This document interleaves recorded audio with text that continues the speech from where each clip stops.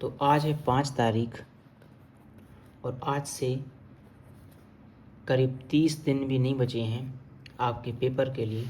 अर्धवार्षिक परीक्षा आपकी आने वाली है और इस वीडियो में मैं आपको बताने वाला हूँ कि आपको किस तरीके से गणित में पढ़ना है। मतलब कि आपको मैथ में ऐसा क्या पढ़ना है इन 30 दिनों के अंदर कि आप कम से कम 90% से ऊपर मार्क्स ला सको। ठीक है, तो देखो आज 5 तारीख हो गई है और 30 दिन से भी कम समय बचा है। तो पहले आप सिलेबस देखो कि अर्धवार्षिक में कहाँ तक आना है।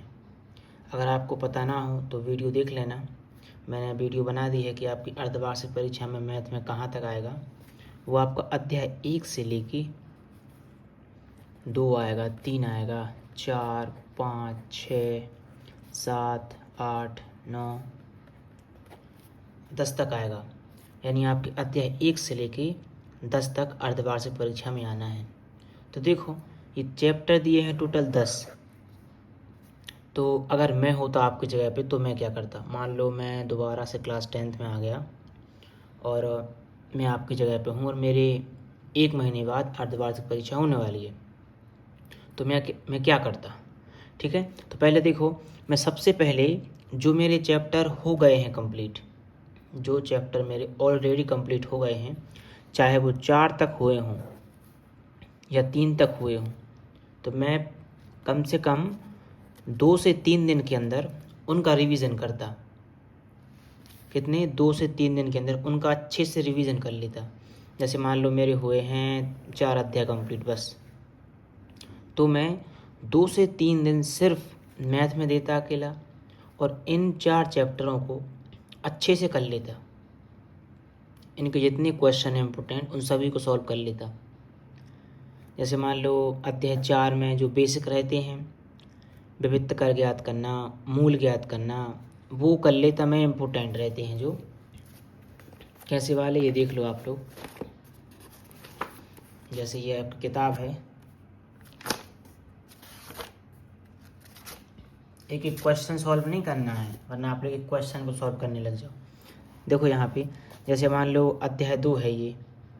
ठीक है, तो अध्याय 2 में ये दिया है बहुपदों के शून्य ज्ञात करना और इनके बीच का संबंध ज्ञात करना। संबंध रहता है तो शून्य कैसे ज्ञात करते हैं वो सीख लो पहले अच्छे से, 2 दिन के अंदर अच्छे से बिल्कुल कंफर्म कर लो। जैसे मान लो ये दिया है अध्याय 3 और इसमें ये दिया है, ये है ना जो विधि, तो 2 विधि हैं, प्रतिस्थापन विधि और विलोपन विधि। तो इन दोनों विधि को अच्छे तरीके से कर लो। इसलिए 3 दिन का समय मैंने अपने खुद के लिए दे दिया कि मैं 3 दिन तक सिर्फ यही करूँगा। और जैसे अध्याय 4 देखो, द्विघात समीकरण किसे कहते हैं उसको सॉल्व करता, फिर इसको हल कैसे करते हैं वो करता, और सबसे इम्पोर्टेंट इसकी भूमिका ज़रूर करता, क्योंकि जो इसकी बेसिक रहते हैं ना वो, और मूलों की प्रकृति कैसे याद करते हैं। मतलब कि जो इसके बेसिक रहते हैं ना ऊपर वाले, उनको अच्छे तरीके से कर लेता।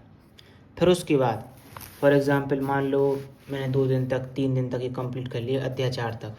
अब अध्याय 4 से मैंने एक भी कुछ भी नहीं पढ़ा है, तो 5, 6, 7, 8, 9, 10। ठीक है, तो ये है जो लास्ट के 8, 9 और 10, 8, 9 और 10, पहले मैं इसको कंप्लीट करता, 8 को, 9 को और 10 को। क्यों भैया आप ऐसा क्यों कह रहे हैं? क्योंकि त्रिकोणमिति है इसमें। अगर आपको त्रिकोणमिति समझ में आ गई तो आप ये सवाल पूरे बन जाएंगे अध्याय 9 के।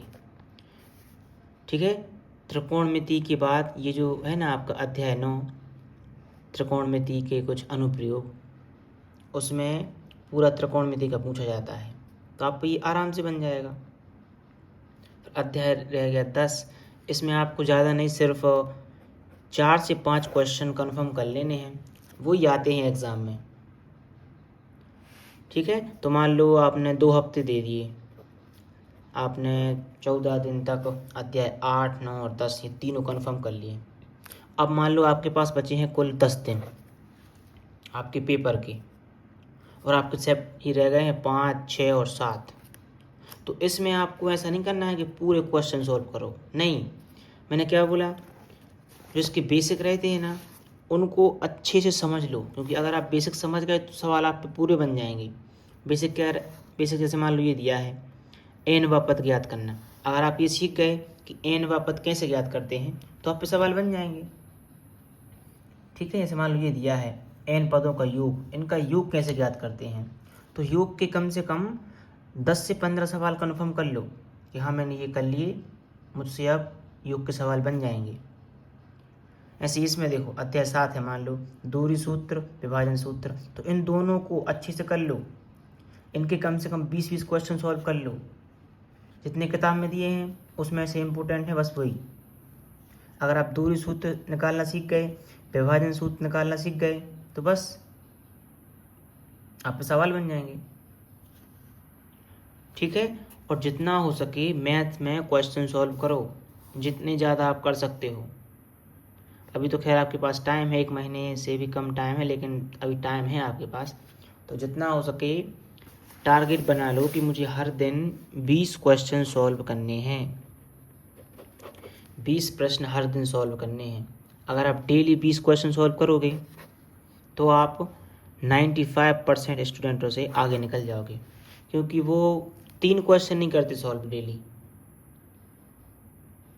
ठीक है, और क्वेश्चन सॉल्व करने के बाद उसका रिवीजन करना सबसे इम्पोर्टेंट। ये गलती सभी करते हैं। मान लो कोचिंग गए, भैया ने सवाल कराए, सवाल तो कर लिए, जब रिवीजन की बात है कि भैया भूल गए थे, कर नहीं पाए थे, टाइम नहीं मिला था, घर का काम लगा था, तो ध्यान रखना सबसे पहले मान लो तुम कोचिंग गए और वहाँ पे आपके सर ने या भैया ने जो भी मान लो 6 सवाल समझाया, फिर 3 सवाल समझाए, तो घर पे जाके उन 3 सवालों को दोबारा रिवीजन करो। अगर आप दोबारा उसको रिवीजन कर लोगे तो आपको अच्छे तरीके से वो सवाल समझ में आ जाएंगे। वरना गणित में अगर एक चिन्ह भी भूल गए आप तो पूरा सवाल गलत हो जाता है। ठीक है, तो जो आपसे कहा है वो करो, एक गोल बनाओ कि हर दिन 20 क्वेश्चन सॉल्व करना है आज से। और मेरा एक टेलीग्राम चैनल है जो सिर्फ उन्हीं लोगों के लिए है जो डेली 20 क्वेश्चन सॉल्व करेगा। इस वीडियो के नीचे एक लिंक है उस टेलीग्राम की, तो उससे अपन बात कर सकते हैं। जो हर दिन 20 क्वेश्चन सॉल्व करेगा सिर्फ वही आएगा उस टेलीग्राम पे, और किसी को नहीं आना है। ठीक है, और अगर आपका टेलीग्राम अकाउंट नहीं है तो फिर व्हाट्सएप पे कर लेंगे। जो हर दिन जो मैं बात कहूँगा अगर आप वो करोगे तो आप उस व्हाट्सएप ग्रुप पे ऐड हो सकते हो। आप मुझे सेंड करना कि भैया मैंने 20 क्वेश्चन सॉल्व किए, भैया मैंने हिंदी में ये किया। ठीक है, तो इस वीडियो के नीचे मैं व्हाट्सएप ग्रुप की लिंक दे दूँगा, आप उसमें बता सकते हैं कि आपने आज क्या पढ़ा है, आपका कल का गोल क्या है, मैं आपको बता दूँगा वो भी। ठीक है, तो वीडियो अच्छा लगा हो तो लाइक कर देना और इस चैनल को सब्सक्राइब कर देना। अगली वीडियो रहेगी इंग्लिश के ऊपर, इंग्लिश में किस तरीके से आपको पढ़ना है। ठीक है, सभी को राधे राधे, मिलते हैं कल।